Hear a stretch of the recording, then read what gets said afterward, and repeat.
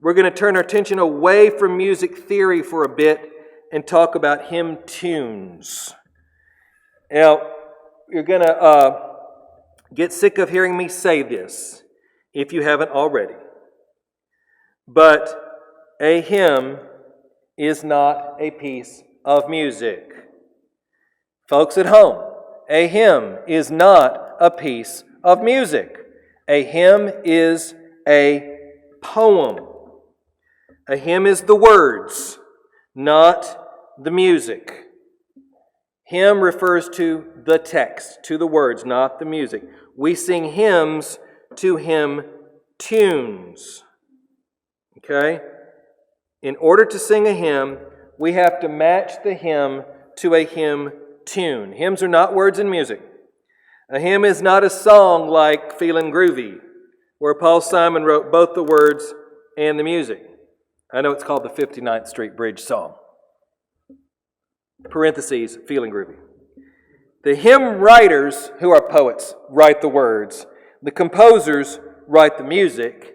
And we, the singers, match the tunes to the words, or match the words to the tunes. Now, our job has been done for us by hymnal editors, but we can overrule them if we want to.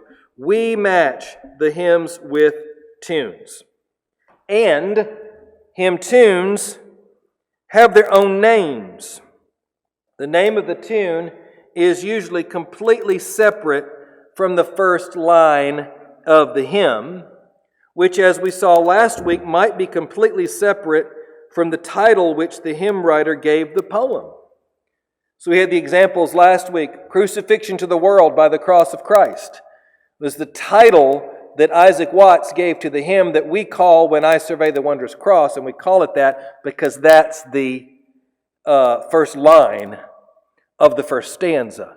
Or On the Anniversary of One's Conversion, which is the title that Charles Wesley gave to the hymn that we call Oh, for a Thousand Tongues to Sing, because that's the first line of the first stanza of that hymn.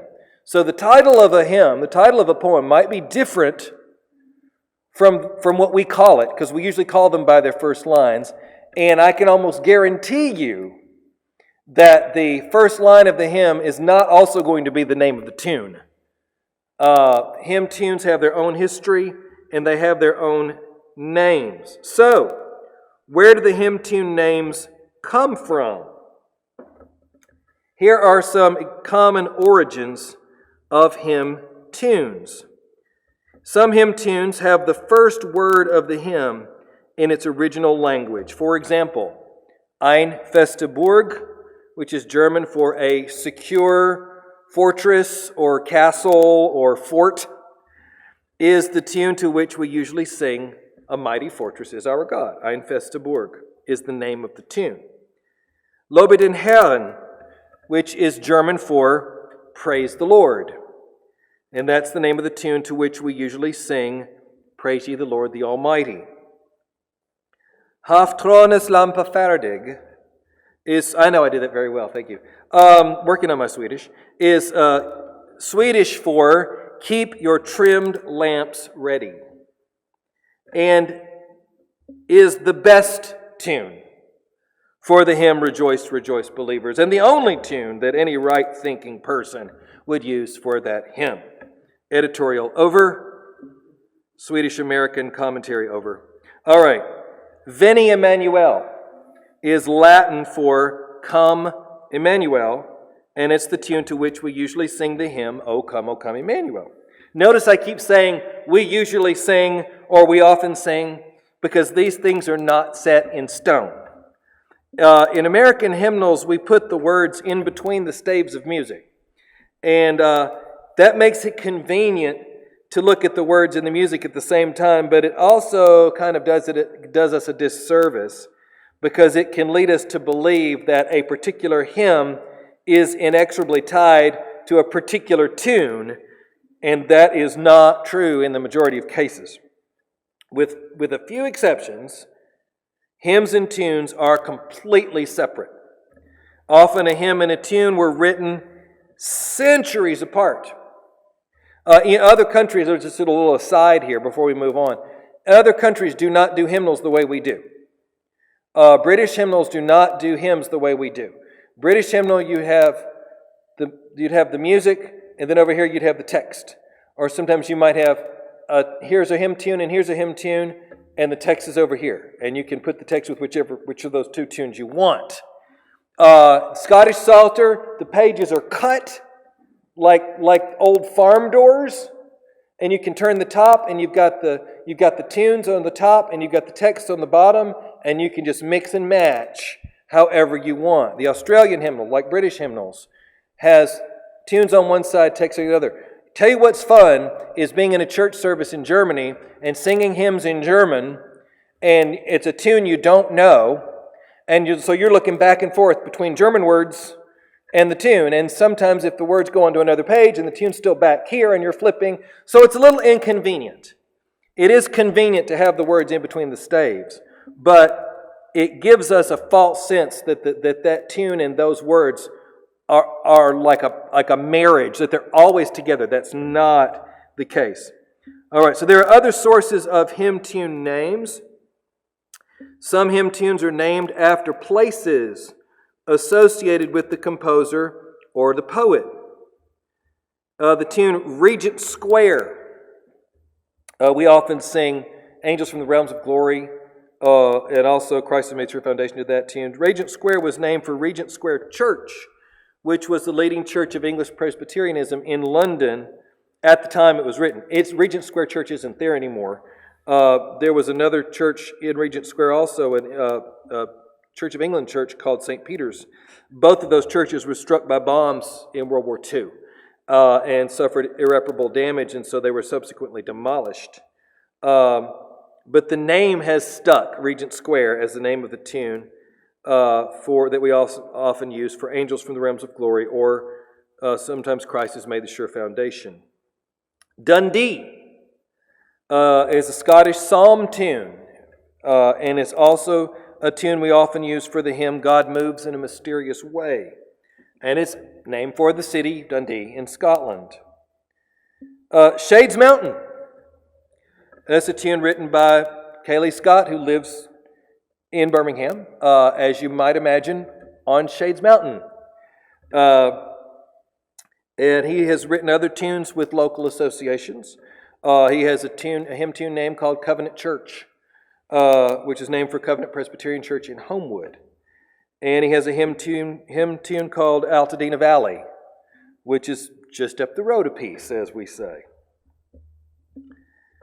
All right, other origins of tune names include names of persons, such as Beecher, named for the famous Congregationalist minister Henry Ward Beecher, whose sister was Harriet Beecher Stowe, who wrote Uncle Tom's Cabin. That's right. And before we talk about the next one, since we're talking about poetry, I'll give you a poem. Well, it's a limerick. I don't know if those count as poems. Don't worry, it's a limerick that I can actually say in church, and there aren't many of those. The Reverend Henry Ward Beecher called the hen a magnificent creature. The hen, pleased with that, laid an egg in his hat, and thus did the hen reward Beecher. You're welcome. All right. We move on. We press on. Mendelssohn, of course, named for the composer Felix Mendelssohn, Romantic-era composer, who wrote a piece called Festgesang, from which this tune was adapted. This is a tune to which we usually sing, Hark the Herald Angels Sing. Mendelssohn. All right. And a lot of tunes in our hymnals are psalm numbers, because the singing of metrical psalms is a huge part of our history. For example, Old Hundredth, which is a tune we've been working with last week and this week. Bum, bum, bum, bum, bum, bum, bum, bum. All right, that's called Old Hundredth because it was originally written for a metrical version of Psalm 100 that we know as All People That on Earth Do Dwell. Geneva 42, obviously named for a setting of Psalm 42 in the Genevan Psalter. We're going to do a Genevan Psalm tune next week. Those are really lively and fun. Some of our hymn tunes come from the titles of oratorios from which they were taken. An oratorio is like an opera, only it's not. It's like an opera, only there's no costumes, there's no sets, it's not staged, people don't move around. You have the chorus is like on risers, and the soloists like sit in chairs in front of the orchestra, and when it's their turn to sing, they stand up. All right, so it's not staged, it's like a concert presentation, and an oratorio, unlike an opera, which might be on any theme, an oratorio is usually based on a Bible story, or based on biblical themes. The most famous oratorio is Messiah by George Frederick Handel. Some of our hymn tunes are taken from titles of oratorios. Judas Maccabeus is another oratorio by Handel called Judas Maccabeus. And it tells the story of Judah Maccabee, who it was known in Latin as Judas Maccabeus. All right, creation. By the way, Judas Maccabeus, that tune, it comes from that oratorio. We use that for Thine is the Glory, Risen, Conquering Son. All right, creation. That's a hymn tune that we use for the hymn, The Spacious Firmament on High.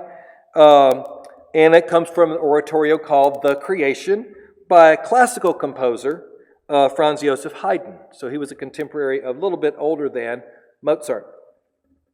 All right, so I've given you the answer to some of these, but with a little challenge time, I didn't mention Beecher. Who knows, who can either sing a little snippet or hum a little snippet of Beecher or tell a hymn which is frequently sung to that tune?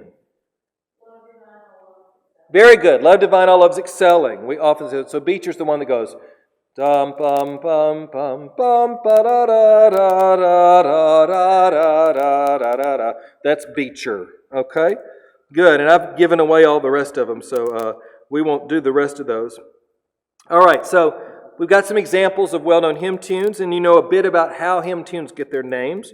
But how do people know how to pair a hymn with a tune? All right. As I said earlier, American hymnal editors make it convenient for us to sing a hymn to a particular tune by putting the words in between the staves of music.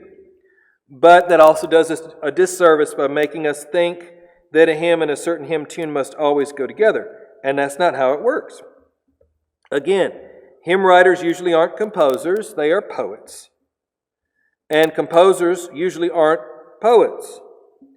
So the idea of a composer writing their own text is really recent. As we said last week, like super recent, like Bob Dylan, Beatles, Paul Simon recent. Elvis didn't write his own songs even. Okay, Frank Sinatra didn't write his own songs. This is a very recent idea that a composer should write his own words or that a lyricist should write his own music. It's extremely recent in terms of music.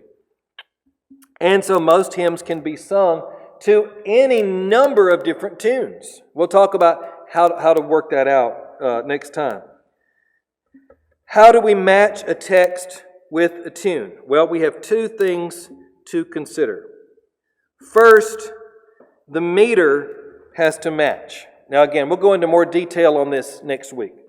But the meter is the number of syllables in each line. If you look at the names of your hymn tunes in your hymnal, you'll see that there's a set of numbers underneath it, like 6686, or 8686, or 8888, or 8787. You'll see that? And those tell you the number of syllables in each line. So if you got 4 lines in a stanza, if it says 8686, that means the first line has 8 syllables, the second line has 6 syllables, the third line has 8 syllables, the fourth line has 6 syllables. 8686.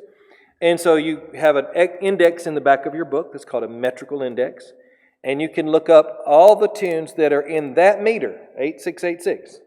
And it lists all the tunes that are in that meter, and you can say, well, let's try this one with that one. Okay? The meter has to match because you got to have the same number of syllables as you do notes to sing, right? All right.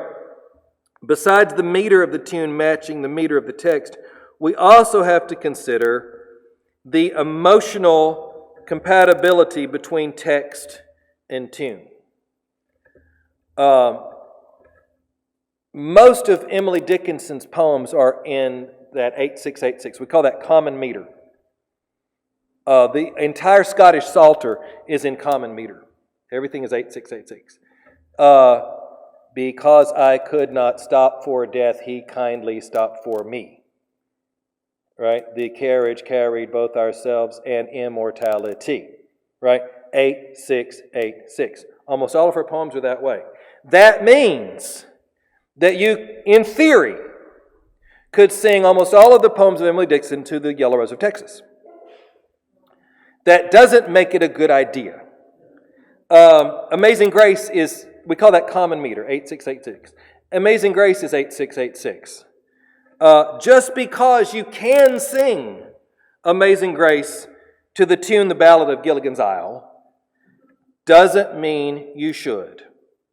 Just because you can sing Praise God from whom all blessings flow to I wish I could shimmy like my sister Kate, doesn't mean that you should. All right? So there has to be emotional compatibility between the text and tune.